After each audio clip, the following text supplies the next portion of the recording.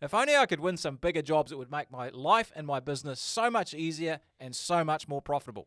Tune into this episode where we talk through how people win big jobs and what you need to do in your business to do the same. Oh man, I've got all these small jobs. It'd be so great to win some bigger ones and fill up the calendar, less scheduling, keep the guys busy. What do you actually need to do to get there? Because there are some things that need to happen. Hey, look, it might keep you busy, but another way that you can look at that is it actually keeps you trapped. We look at those people who do those large $2 million, $3 million projects and we're like, wow, basically they put a tender in and they get a yes or a no, but there's so much that's gone on before that. Don't think that they haven't seen your vans driving around town. Don't think that they might not have driven past your workshop and seen, that it either looks like a palace or a dump. If you're a relatively small business and you take on a job that's too big, it can literally destroy your business. Like one job can finish you. A big job that's making no money is still not a good job, right? Got to be careful about this. Alrighty, welcome to the podcast. Tony Fraser-Jones, your host, with my co-host Phil Smith. How's it going, buddy? Always good, mate. Raring to go. Mate, speaking of the big jobs, you're here today. We're talking about the big jobs. What are we getting into? Well, we're actually talking about big jobs in general, and I think there'll be a lot of people out there that are thinking, oh man, I've got all these small jobs. It'd be so great to win some bigger ones and fill up the calendar, less scheduling, keep the guys busy. All I need is that one huge job, and then I'll just be sorted for the year, and give me all the confidence to work on stuff around it as well, and maybe even thinking it'll be better profits, which is not always true. But hey, look, there is all those dreams on the horizon. There is, and sometimes, if we're honest, we'll look across the road at our friends or competitors and look at some of the jobs they're doing. We're like, man, it'd be awesome if we could have some big chunky jobs like that, and we wonder about, well, how do they actually do it, and what do we need to do to get there, and why can't I win the jobs? And often it's you're not even confident to do the jobs. You feel like you're not worthy of doing them, so you don't put yourself out there, and it's a bit of a self-fulfilling prophecy. So definitely there's some value in having bigger jobs.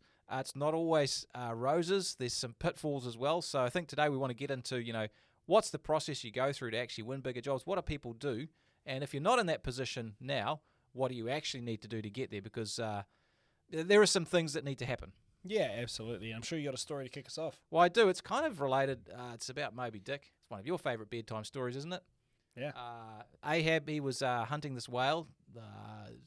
Quite a violent sort of story if you've never heard of it. Killer demon whale wanting to destroy people, but absolutely massive as well. Yeah, massive and huge. And the thing is, you don't go hunting this whale in a rowboat because you're going to get messed up. You need to bring the right equipment to do it. So Ahab needed to bring the right equipment to slay this Moby Dick whale. And it's a little bit like that when you are chasing the big jobs. You've got to come with the right stuff. Yeah, and we want to get into that today. And I think the other side of that as well is, it's not like Ahab can set out and go with his battleship destroyer on day one. He probably couldn't afford that. So maybe even if he had a rowboat, and if you are metaphorically in this rowboat, guys, you're on the smaller side, that's fine. It just might be a process of leveling up over time where, maybe you bring home a few dolphins first. Don't that get at doesn't me for sound slaying dolphins. Quite right, mate. But anyway. but maybe you bring home some smaller fish and you use them to sell. You buy yourself a bigger boat, and then you level the boat up until finally you can actually attack that whale, which is kind of the point. So in this case, if we don't actually have any kind of tactics or strategy for targeting these big jobs, we'll probably run into some problems. Well, I think the first thing is that you lack the confidence to actually do it. And I think a lot of people that we coach and talk to just, I don't know whether it's they feel worthy or they just don't think they can do it. They don't actually try because they don't think it's a thing for them to do, and so they get left with the rats and mice, and their business doesn't grow. At the same time, sometimes you get big jobs that aren't good jobs, and if you're a relatively small business and you take on a job that's too big, it can literally destroy your business. Like one job can finish you, particularly if that client perhaps goes under or doesn't pay. Big developer, building contractor doesn't pay. You can be actually taken completely out of the game. But that whale can smash your boat to bits. Absolutely. And so that's something you've got to be really, really careful of as well. So you've got to be careful about this. Yeah, totally. It can be some big downsides. But if we get it right and we do have a bit of an idea of what we're doing and better strategy. I think there's something huge here, something we notice with the people we help. And we've seen this with thousands of businesses. The businesses who grow and scale and do well, you create great time, money, and freedom. I would say 90% of them have some good chunky work in their portfolio of clients and jobs. And so that, and it doesn't necessarily need to be hundreds of thousands or millions of dollars worth of work jobs, although a number of them do have that. They do larger projects. They have really good project work in there, which provides a lot of their revenue base from a reasonable number of clients, but not heaps. And there's a lot to that, because if you can get higher value jobs, it means you can pay more to get them. What I mean by that, you can spend a bit more time and effort marketing and doing the sales work to actually get them, which can make them a lot more profitable. Now, with smaller work, if you think about Google Ads, often you have to actually spend a lot of money to even get the job. Yeah. A small $500 job that you get to go and do some service work at someone's home can often cost you $100 an ad. More. Well, $150 in the large cities as well. It's really expensive. And so you're actually almost not making money on that job. What you're banking on is having to do a good job of upselling when you're there, doing more work, getting that person into your database and loving them long time to get the value out of the job. And so those large jobs can provide a great source of chunky revenue, good profit, keep the team busy, helps you maximize productivity because there's not so much scheduling and carrying on. And also there's less admin often as well, because you're not having to do multiple invoices. And it's a little bit, not set and forget, it's never like that. Well, it's actually the opposite. Is if you're doing something which is big, and if as long as there's profit in it too, you can't do the big jobs if they're unprofitable. But if you've got bigger jobs that are also profitable, it also gives you a bit more breathing room to take care of that client and actually, actually spend some time, really working on your customer care and your aftercare and your follow-ups and your detail and all that because there's more in it. Whereas if you're running around doing jobs for $100 a pop, honestly, there's just not the margin in that type of work for you to really take any care and build on the success that you're having. So, it really does open up a lot of doors to have stuff that's a bit meatier. And like you say, it doesn't have to be $1 million plus to be a big job. It's just good to have some chunkier stuff in there. And it doesn't even need to be in the hundreds of thousands. You just need to have some jobs that are, a bit bigger than just your average faucet replacement. That's right. That's really right. the key. Yeah. So, now if we pull this apart, should we start with, are we actually making money? Because I think that's probably the first thing, because a big job that's making no money is still not a good job, right? Yeah, I think the first thing when you're thinking about bigger work is it's absolutely critical to make sure any job you do, and it's probably even more important when it's bigger because the consequences of it not being worse is that it actually has profit in it. And so too often what happens for the inexperienced business owner who are looking to grow, they'll take the big job because they get seduced by the top line revenue. This job is $75,000 worth of revenue. Wow, that's amazing. Well, this job is $287,000. That's the contract price. I'm like, that's incredible. Well, this job is $1.3 million. This is going to keep us busy for months and months and months. And you're like, that is incredible. Well, it's quite seductive. So you have to dig into the details. And it's absolutely critical that you do the hard work pricing the job in detail. Don't take any shortcuts because the bigger the job, the easier it is to misprice. If you think about, if you're doing a multi-unit development or whatever, and you miss out one item per unit, you can absolutely destroy your profitability. Yeah. And we've seen people do this. Yeah. They just miss out something, and they do that, 20 times because there's 20 units, and so that's a big problem. The head contractor's not going to say, "Oh, sorry, mate, I'll help you out with that." They're like tough bickies. So understanding the numbers is important. Am I going to make profit out of this? And also thinking about the cash flow implications. So how they're going to pay. Is it based on stages? Am I going to get paid at certain stages, or is it monthly progress claims? All that sort of stuff is going to factor into your cash flow position as well. So you really want to think through that because, if you are in a rowboat and Moby Dick is huge and flicks their tail and smashes your boat, you're done. And that can happen with larger jobs if you're not careful. So that's important. Yeah, and I think on that as well, one way that people look at it is they think, oh, I'll get this really big job, I'll keep the guys busy for months. And it's like, yeah, sure, but if the profitability's not there or it's going to ruin you for cash flow, then, hey, look, it might keep you busy. But another way that you could look at that is it actually keeps you trapped because now it's like, sure, the guys are busy for months, but if they're busy doing something that's losing money, that means they're not able to go and do something that could make money. And so you're actually trapped in that cycle of poor profit, poor cash flow with no way out because you're now obligated to do that job. So you really need to be, quite careful and know your numbers before you take on these bigger projects. or otherwise you're essentially rowing out in that rowboat, with a kid's fishing rod and being like, yeah, I'm sure, when we run into Moby Dick, we'll figure it out, which is just not going to happen. So you need to be prepared. You got to think about risk as well. It's like if you have one big project and it's worth 80% of your work, it's like going to the poker table and just going all in on a hand that you're not quite sure about. Yeah. And you can actually lose all your chips, or 80% of them, which will be enough to sink a small business for sure. Yeah. So that's really important. So knowing the numbers, I think, the first thing. The second thing is, if you think about some of the people in your town or your city or wherever you're based who are doing big work, and maybe they're doing $1 million project, and you're like, wow, it's a big hotel or something, whatever it is, high-rise, whatever, millions. I guarantee you that the day they started their business, they weren't doing that project, unless they had some pretty substantial previous experience, which is kind of the point I'm making. Awesome killer contacts, but that's the experience you've got through the contacts you've made. Yeah, and even then, those killer contacts, is like, it doesn't matter if that big project is being managed by your brother.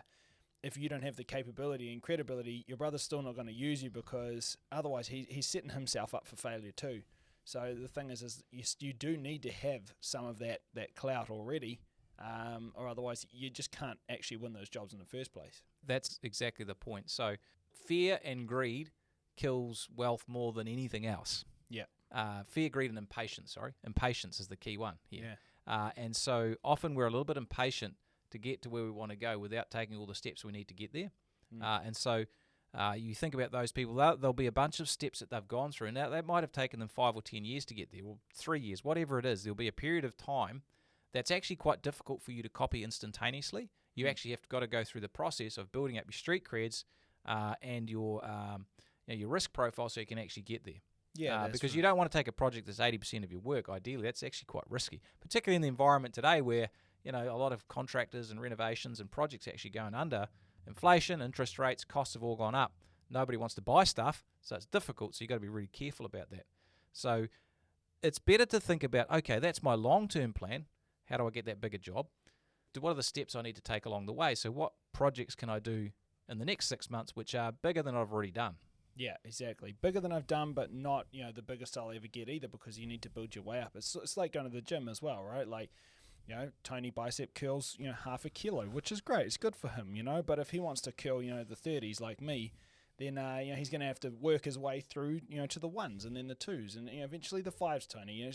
Just take it day by day, all right? So, it's the same with your jobs. Like if you're currently doing an average sale of about $1,000, and then you go after something which is going to be $10 million. Honestly, you probably don't have the capability, credibility, positioning, or the process, or anything to actually land that job.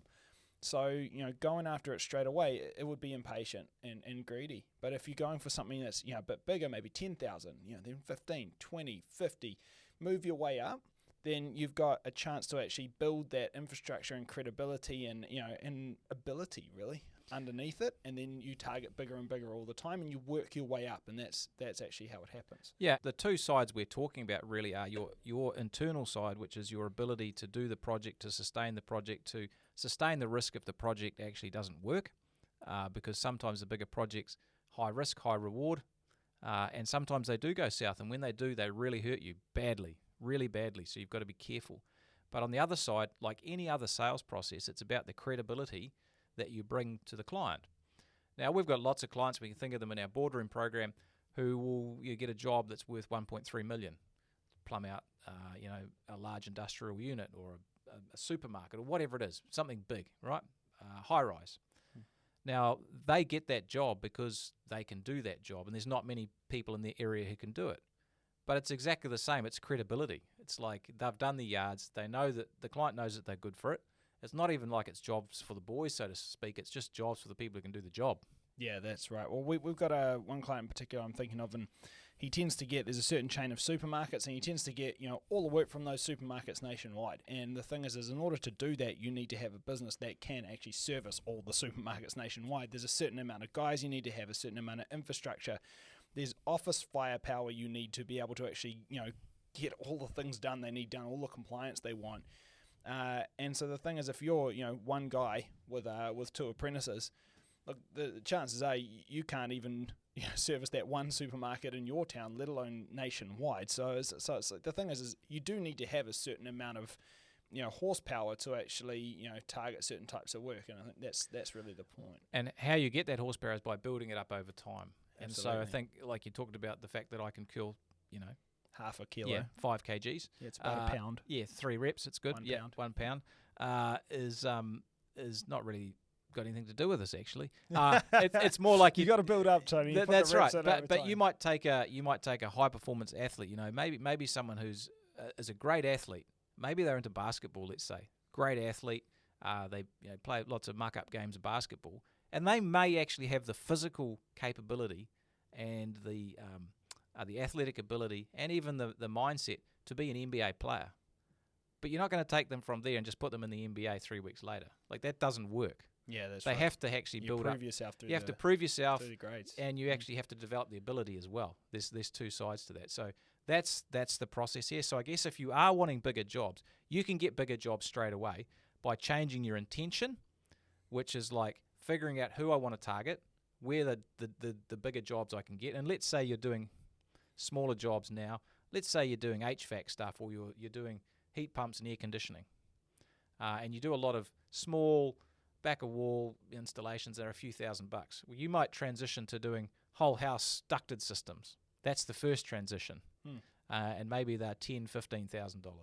And so you start doing those, and then you start looking at some more industrial, commercial ones. It might be 30 or 40,000, and then you go to 100,000, and then you go to large buildings of 500,000. That's the way you do it, and that can happen, no problem.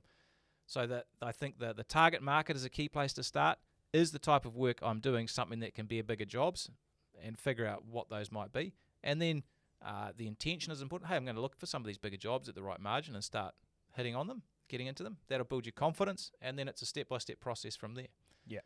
And there's a lot of stuff you can do, like the whole sales process that you bring to your business is massively important. Like, you've got to become a sales machine.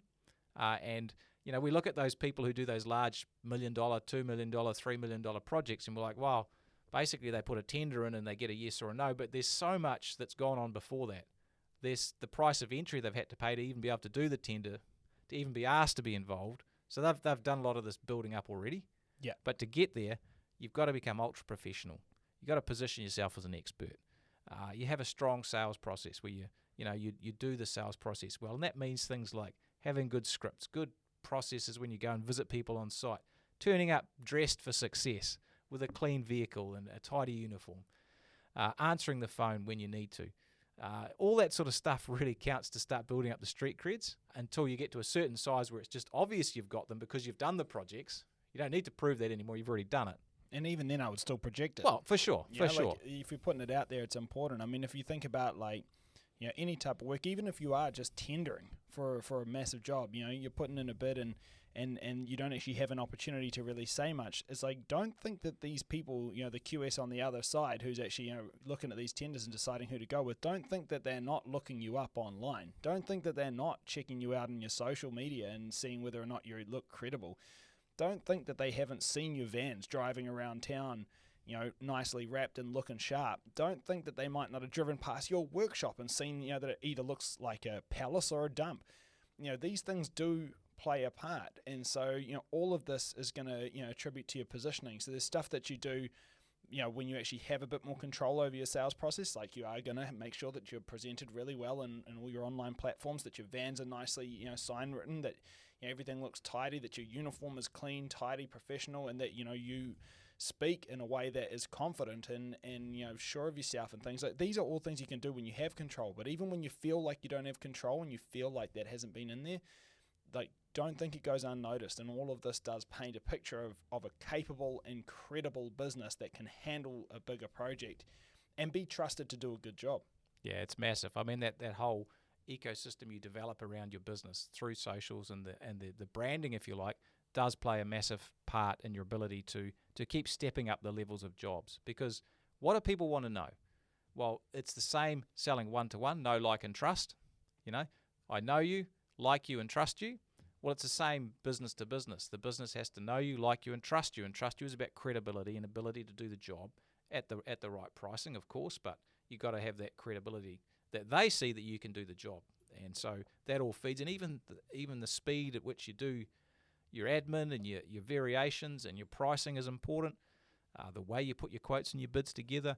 Do you have a follow-up process? When you do the hard work of sales, if you're going from that $2,000 HVAC job to that $15,000 job in a home, maybe a ducted system, do you follow up properly, and do you work the client to try and get them across the line to solve their problem? All of that stuff really feeds into the long-term process of jumping up those profitable job levels. Yeah, absolutely. And I think like the thing that really comes through here is that the way to win those really big jobs, the way to tackle that Moby Dick, as it were, for me is there's actually lots of ways. There's lots and lots of little things that you can do.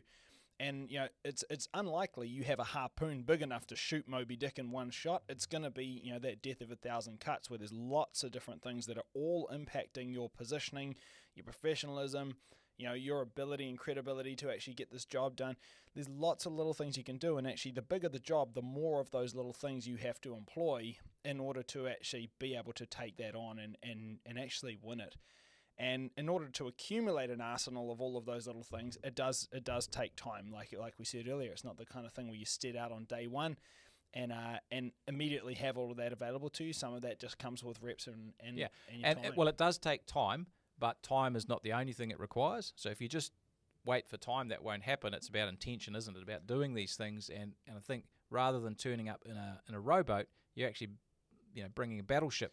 To slay Moby Dick, and your business is now the battleship because it's got all those credibility, it's got all those wins on the board, it's got all those attributes that you've developed, client testimonials, jobs you can point to that you've done on the stepping stone to going to the next level of jobs that maybe what you want to do for your business to help it grow and scale.